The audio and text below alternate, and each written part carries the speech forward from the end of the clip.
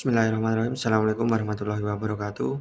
Sebelumnya perkenalkan, nama saya Aris Trihartanto dengan NIM 234200806 dari Program Studi Ekonomi Pembangunan Universitas Muhammadiyah Ponorogo.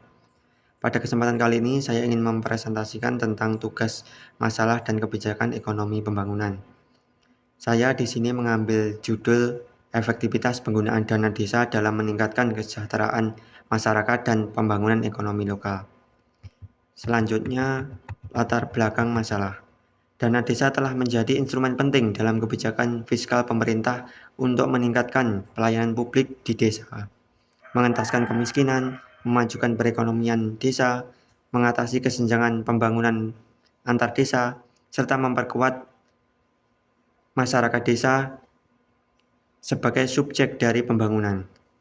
Aspek alokasi dana desa dianggarkan dalam jumlah cukup besar dan diberikan kepada setiap desa. Besaran alokasi dana desa setiap tahunnya cenderung mengalami peningkatan. Bisa dilihat dari tabel berikut. Perkembangan dana desa tahun 2020 sampai tahun 2025. Pada tahun 2020, pengalokasian dana desa sebesar 71,1 triliun. 2021 mengalami peningkatan sebesar 71,9 triliun. Pada tahun 2022 mengalami penurunan, yaitu sebesar 67,9 triliun. Pada tahun 2023 mengalami peningkatan sebesar 69,9 triliun. Pada tahun 2024 mengalami peningkatan sebesar 70,9 triliun. Pada tahun 2025 mengalami peningkatan yaitu 71 triliun. Besaran dana desa yang diberikan di desa seharusnya digunakan untuk pemberdayaan ekonomi masyarakat yang sering kali belum dimanfaatkan secara optimal.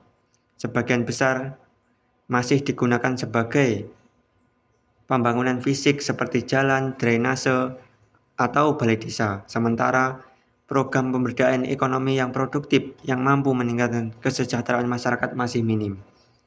Hal ini menunjukkan bahwa pemanfaatan dana desa belum sepenuhnya efektif dalam mendorong pembangunan ekonomi lokal dan meningkatkan kesejahteraan.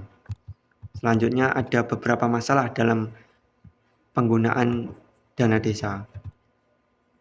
Yang pertama yaitu kurangnya kapasitas dan kompetensi aparatur desa. Masih banyak aparat desa yang belum memiliki kemampuan teknis dalam perencanaan dan pengelolaan dana desa. Minimnya pelatihan dan pendampingan menyebabkan program yang dijalankan kurang tepat sasaran dan tidak memiliki dampak signifikan bagi ekonomi masyarakat. Selanjutnya, minimnya partisipasi masyarakat dalam perencanaan dan pelaksanaan. Partisipasi masyarakat desa dalam perencanaan pembangunan seringkali masih bersifat formalitas. Banyak keputusan terkait pembangunan desa diambil tanpa melalui musyawarah. Padahal masyarakat merupakan pihak yang mengetahui kebutuhan nyata di lingkungannya. Minimnya partisipasi ini menyebabkan munculnya proyek-proyek pembangunan yang tidak tepat sasaran dan tidak sesuai dengan kebutuhan masyarakat. Yang ketiga yaitu lemahnya sistem pengawasan dan transparansi. Lemahnya sistem pengawasan baik internal maupun eksternal membuka peluang terjadinya penyimpangan anggaran, praktik korupsi, dan proyek fiktif. Minimnya transparansi dalam laporan keuangan desa juga menimbulkan ketidakpercayaan bagi masyarakat terhadap pemerintah desa. Padahal prinsip keterbukaan informasi publik merupakan bagian dari tata kelola pemerintahan yang baik atau good governance. Dalam mengatasi permasalahan tersebut ada beberapa solusi yang mengacu dalam kebijakan ekonomi. Yang pertama yaitu penguatan kapasitas aparatur desa. Menurut teori modal manusia atau human capital theory yang dikemukakan oleh Gary S. Becker tahun 1964, investasi pada pendidikan dan pelatihan dapat meningkatkan produktivitas individu maupun organisasi. Dalam konteks ini, pendidikan dan pelatihan aparatur desa menjadi kunci agar dana desa dapat digunakan secara efektif. Selanjutnya, implementasinya seperti pemerintah pusat dan daerah perlu secara rutin menyelenggarakan pelatihan teknis baik manajerial bagi pemerintah desa. Selanjutnya, penggunaan aplikasi Sistem Informasi Keuangan Desa atau SISKEUDES harus diperketat agar laporan keuangan dana desa lebih akurat dan mudah diaudit. Selanjutnya, yang kedua adalah meningkatkan partisipasi masyarakat. Partisipasi masyarakat dalam pembangunan merupakan kunci keberhasilan kebijakan publik di tingkat lokal. Berdasarkan teori yang dikemukakan oleh Robert Combers tahun 1994 dalam teori pembangunan partisipatif atau participatory development theory, pembangunan yang melibatkan masyarakat secara aktif akan menghasilkan hasil yang efektif. Dalam konteks ini, implementasinya seperti pemerintah desa harus membuka ruang dialog yang luas melalui musyawarah desa atau musdes yang inklusif dan transparan.